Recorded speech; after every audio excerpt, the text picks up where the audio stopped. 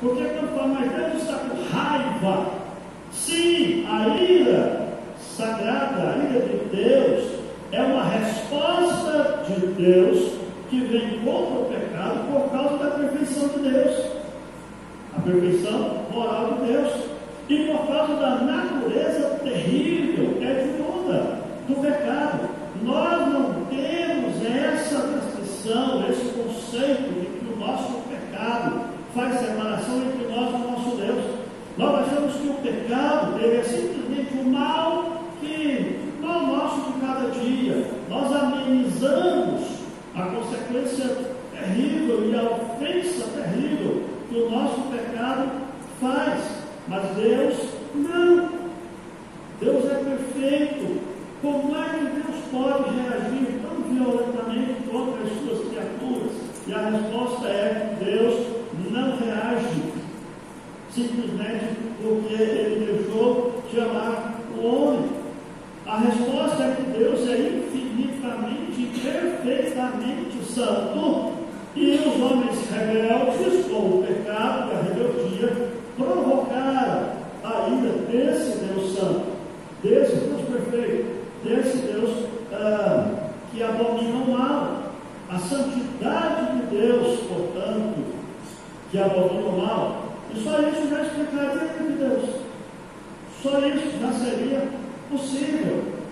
E uma ênfase dessa santidade de Deus vai nos fazer lembrar que nós não podemos comparar a ira de Deus com a nossa raiva, que é outro grande problema, porque a nossa raiva, ela é pecaminosa.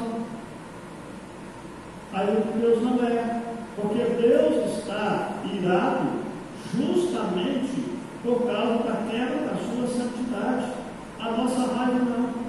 A nossa raiva, ela é uma explosão de nosso ser contra alguém, às vezes de forma justa, e nós temos que aprender isso, porque quando você vê a injustiça sendo cometida, você precisa ficar irado. Quando você vê alguém passando fome, você precisa ficar indignado. Mas, via de regra, a nossa ira, ela é diferente da ira de Deus, porque nós não somos como Deus, nós somos imperfeitos. Nós somos egocêntricos.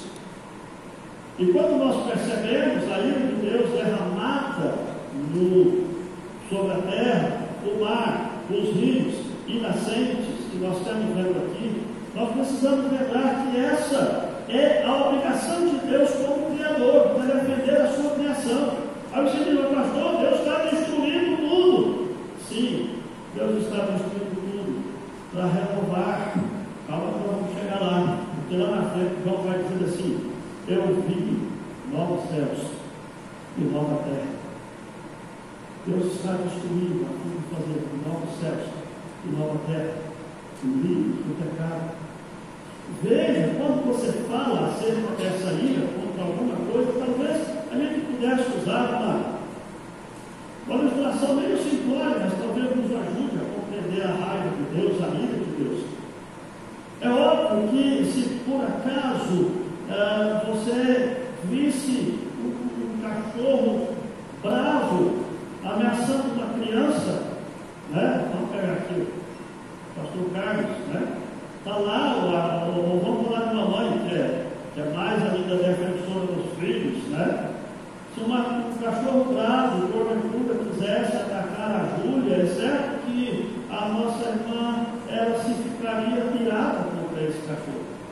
De fato, se o cachorro mordesse a Júlia era capaz de matar o cachorro, para defender a sua filha. Não sei que jeito, mas ela tentaria. Na realidade, essa ira da Núbia contra o cachorro não é de graça, não é porque ela odeia cachorros, não, é porque aquele animal, aquele cachorro estava querendo agredir a filha que é parte do seu coração.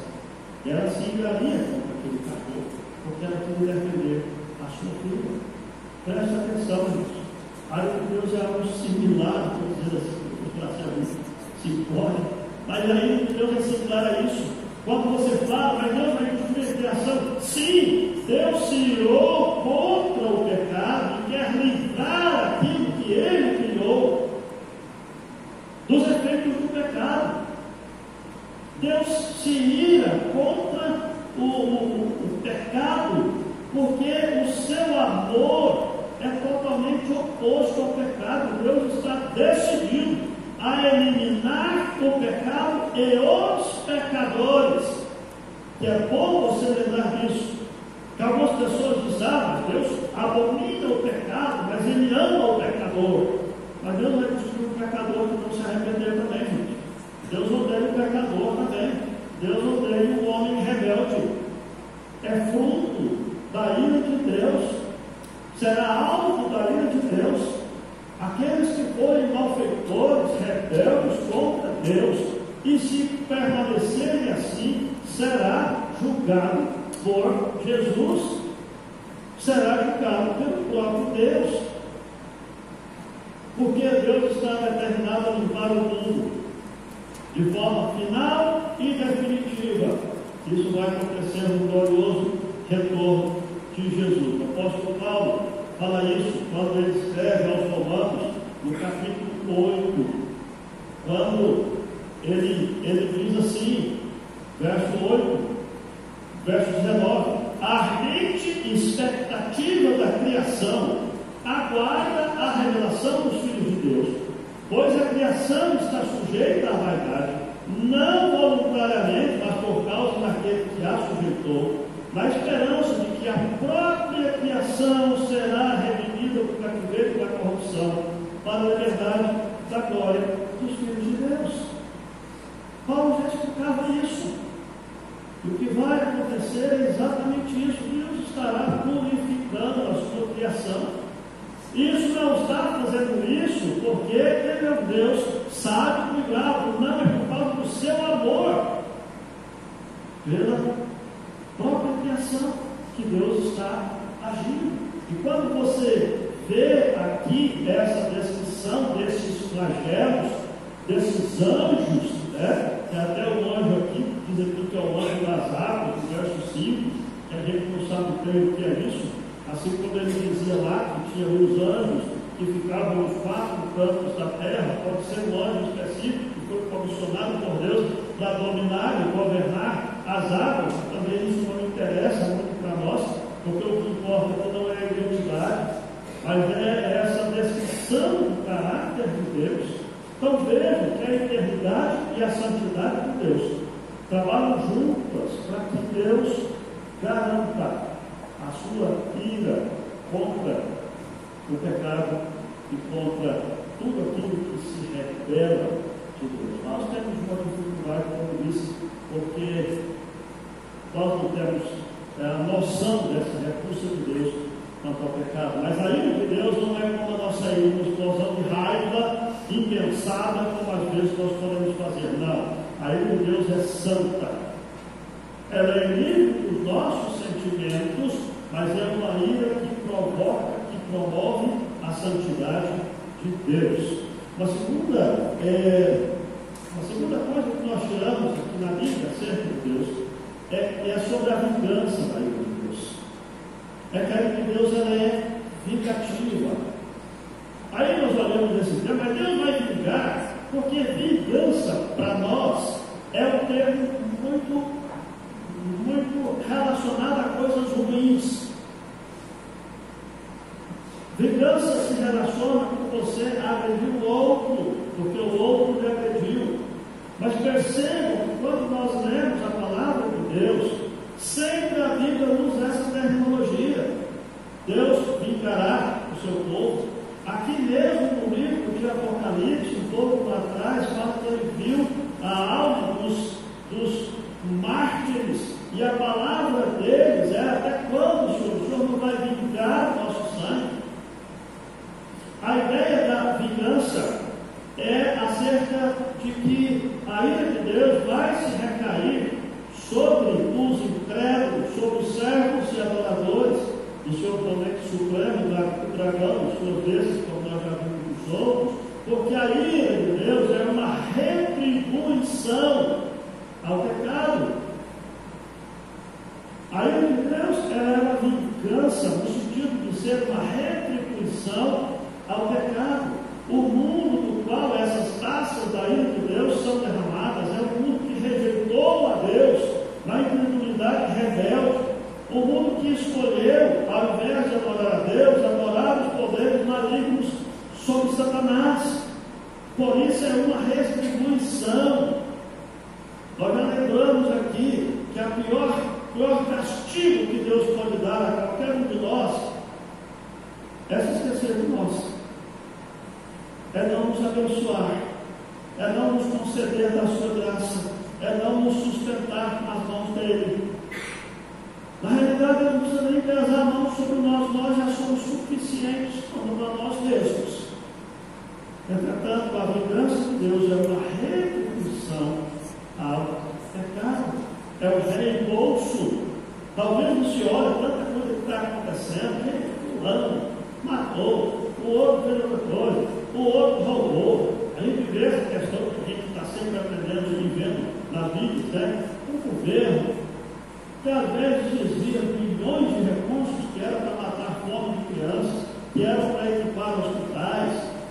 E a gente vê todas essas questões do poder legislativo, do executivo, agora até do judiciário, que era para ser aí o guardião dos nossos sossegos, se tornou aí um grande problema para a nossa cabeça entender o que está acontecendo. Mas saiba, queridos, cada uma dessas pessoas será responsabilizada diante de Deus. Cada uma delas receberá a devida retribuição. A ira de Deus está reservada para cada um deles, e não é só cada um deles, não, cada um de nós, a não ser que tenhamos o sacrifício de Cristo, recebendo a ira de Deus no nosso lugar. Daqui a pouco quero chegar lá. Então lembre-se, Deus disse: a mim me pertence a vingança, eu é que retribuirei, diz o Senhor. Romanos capítulo 12, verso 19. Quando nós falamos, portanto, da vingança da ira de Deus, é porque Deus precisa destruir os ímpios por amor ao seu povo. É muito simples. Lembre-se quando nós oramos, a oração famosa que o Senhor nos ensinou, e nós oramos assim: e livra-nos do mal. Como é que Deus vai nos livrar do mal? De forma final e definitiva, irmãos. Deus tem que destruir o mal. Nós não podemos ter a oração romântica de que não, o mundo vai continuar pecando, vai continuar degenerando, mas Deus vai dar uma proteção para a gente. Não, não vai. Não só isso, aliás. Deus vai sim proteger como tem protegido. Mas vira e mexe, nós temos cristãos sendo degolados. Por que Deus não protegeu? Nós temos cristãos que são assaltados. Aqui mesmo, perto de nós temos cristãos que estão morrendo por enfermidades produzidas, provocadas por outras pessoas, mas haverá um dia que Deus vai nos livrar de forma final e definitiva do mal. Que jeito? Destruir o mal. Essa é a ideia. Por isso a ira vingativa de Deus é sua ira redentora. Veja que ele usa aqui, já afirmamos antes, já aprendemos que o pano de fundo de Apocalipse é o Velho Testamento. Para você entender Apocalipse, você tem que ir lá no Velho Testamento, e aqui você vê outra descrição, porque essas 7 taças da ira de Deus relembra o êxodo e os julgamentos que Deus derramou lá no Egito para libertar o seu povo. O que Deus fez no Egito? A ira vingativa de Deus, queridos. Observe, quando nós falamos isso, não, mas Deus é um Deus de amor e não maltrata ninguém, porque, ué, como não? Você não lembra das 10 pragas do Egito? Você não lembra que Deus tirou a vida de cada primogênito da nação inteira? Foi Deus, o anjo de Deus, tirou a vida de cada filho mais velho em todas as casas dos egípcios, exceto aquelas casas onde havia o sangue do cordeiro passado. Nós ensinamos isso para nossas crianças, nós lemos isso na palavra de Deus. Por que nós estranhamos quando fala da ira depois do final. A ira de Deus fez com que todo o exército dos egípcios fossem mortos lá no Mar Vermelho. O julgamento de Deus não é correr da história, aí você pode se lembrar aí de diversas outras situações. Veja que essa demonstração da ira de Deus, ela não é incompatível com o amor de Deus. Porquanto Deus derramou a sua ira sobre os egípcios por causa do amor de Deus com o seu povo.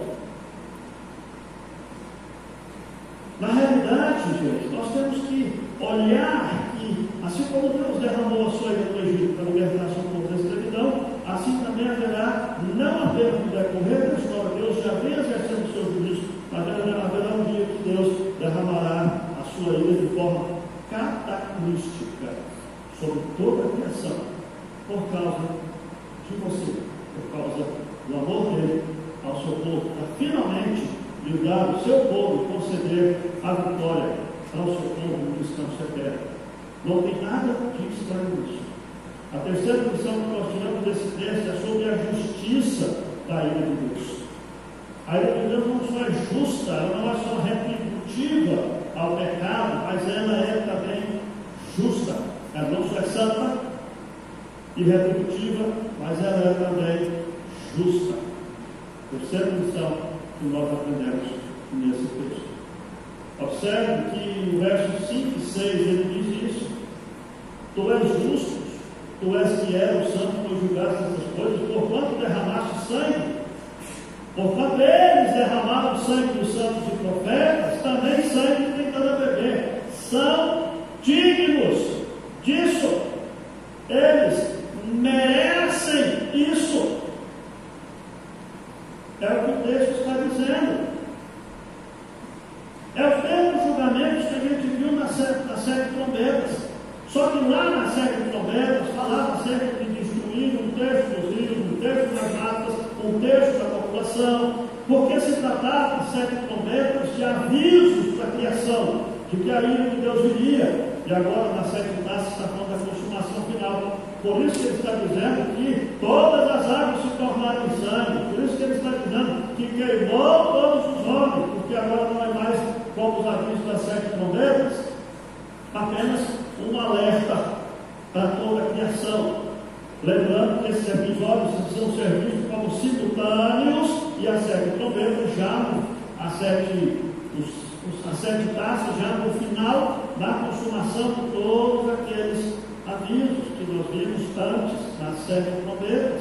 Eles representam a justiça de Deus agindo punitivamente pelas violações da lei de Deus. Eles derramaram o sangue dos santos e dos profetas, eles merecem isso, são justas. É isso que eu estou querendo mostrar para os irmãos sobre a justiça da lei de Deus. Deus é um Deus justo, e quando Deus pune o pecador, isso é justiça. Quando Deus deixa de nos punir por causa de Jesus, isso é justificação. Nós não somos justos, mas Ele nos considera justos por causa do pagamento que Jesus fez lá na cruz. Quando o pecador se torna rebelde, quando nasce, mesmo sendo alertado, ele receberá com justiça a manifestação da ira de Deus. Ele recebe o que merece, e isso está de acordo com o julgamento que Deus deu na história. Leva-se de Acã, que pecou, foi punido. Nabucodonosor, Acabe e Jezabel, Ananias e Safira. Deus jamais puniria ou puniu alguém, ou vai punir alguém na sua ira de forma injusta, porque Deus é justiça. Mas tem algumas objeções que as pessoas levantam. Por exemplo, pastor, então nesse caso, Deus é aquele de quem a gente tem que ter medo. Deus é aquele de quem os cristãos precisam ser salvos.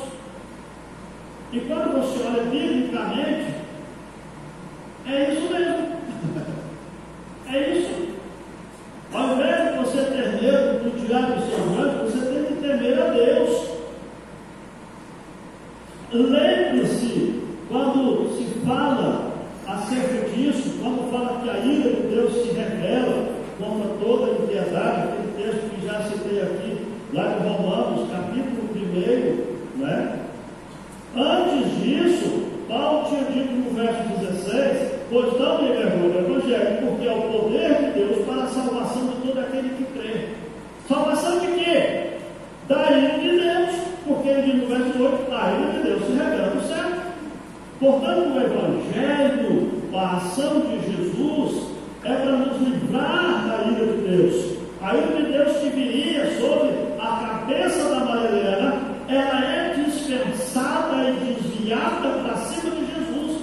Jesus recebeu a ira do Pai que estava destinado a Maria Helena. A ira de Deus se revela, o Evangelho é o poder para a salvação de todo aquele que crê. E não é salvar do diabo, é salvar da ira do nosso Deus, a quem nós ofendemos no nosso pecado. Uma outra objeção que as pessoas têm quando vê essa questão da ira de Deus é que a pessoa fala assim: ué, pastor, espera um pouquinho. Esse texto, essa descrição, ela é em conflito com o próprio ensino de Jesus. Jesus ensinou seus seguidores a virar a outra face, a dar a outra face. Jesus disse também de amar os inimigos, de orar pelos que nos perseguem. Jesus não disse que nós não devemos nos vingar. Disse.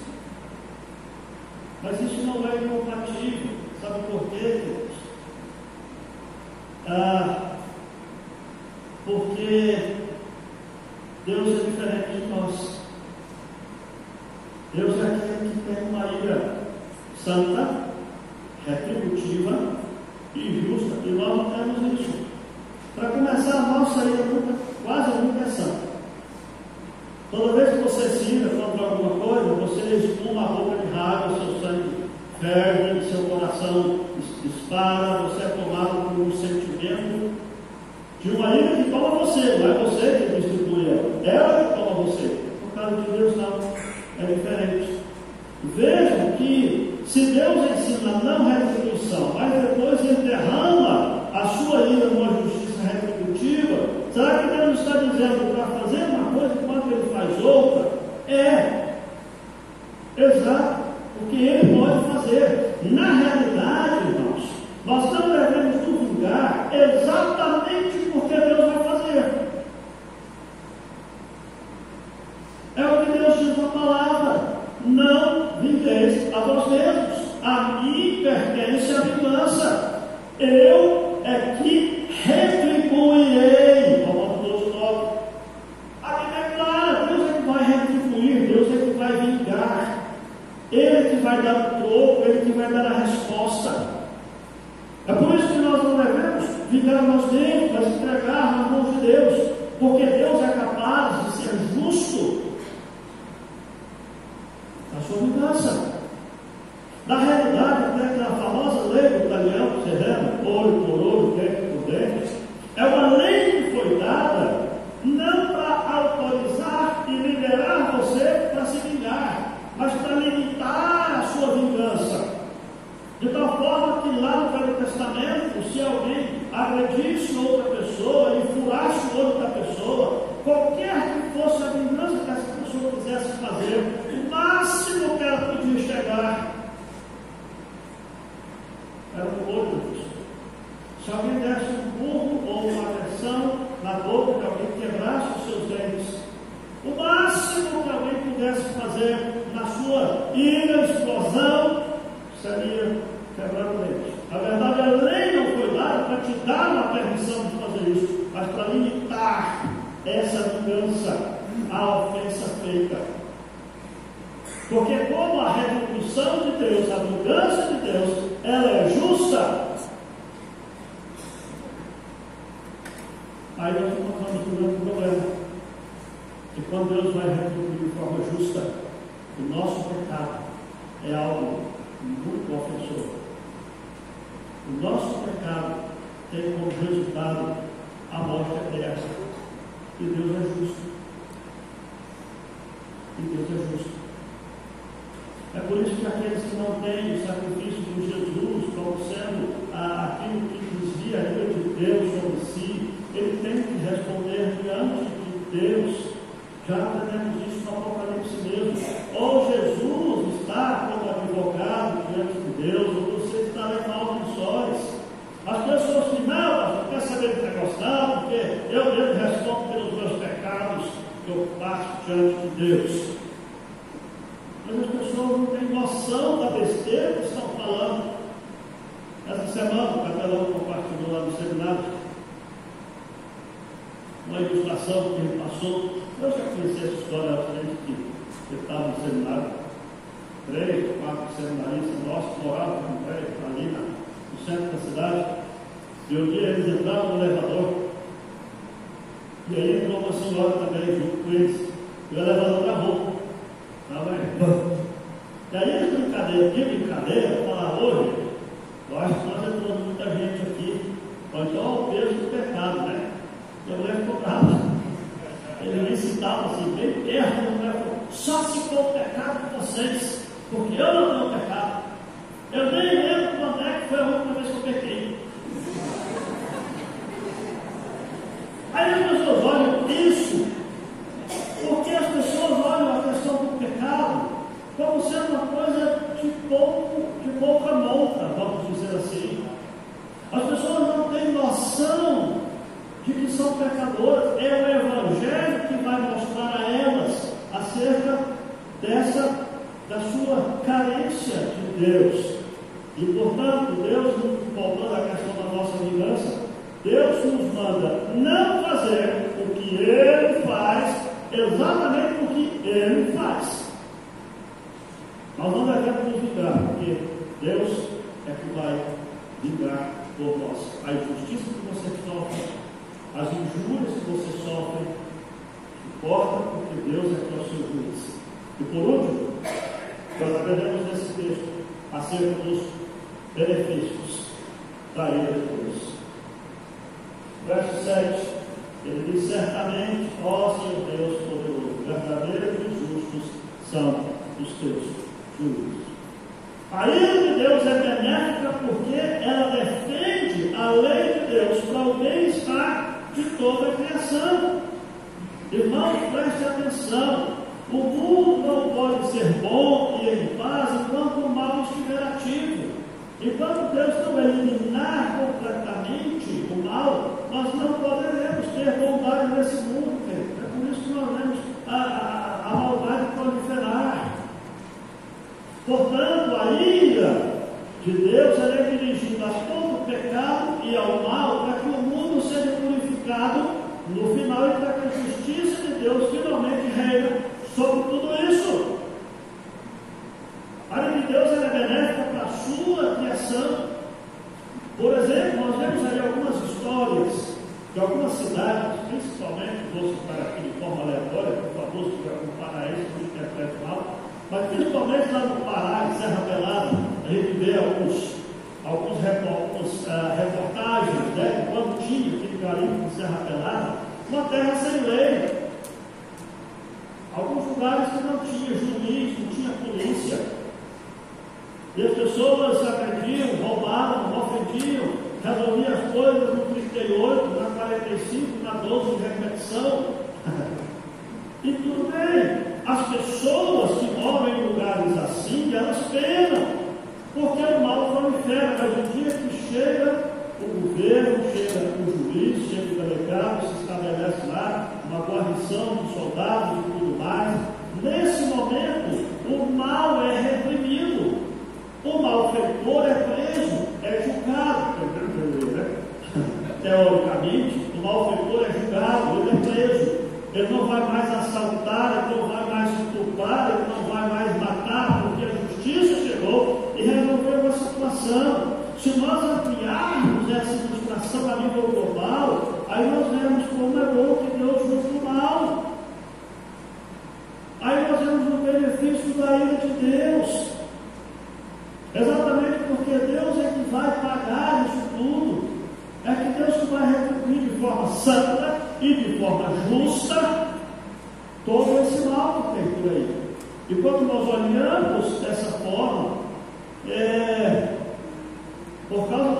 iguaria de Deus, de julgar o mal, é que nós, povo redimidos, nós vamos adicionar as nossas vozes, as vozes dos anjos, quando adoram a Deus com grande fervor, como nós vemos aqui no verso 5 e 6. Tu és justo, tu que eras e que era, o santo, tu julgaste essas coisas.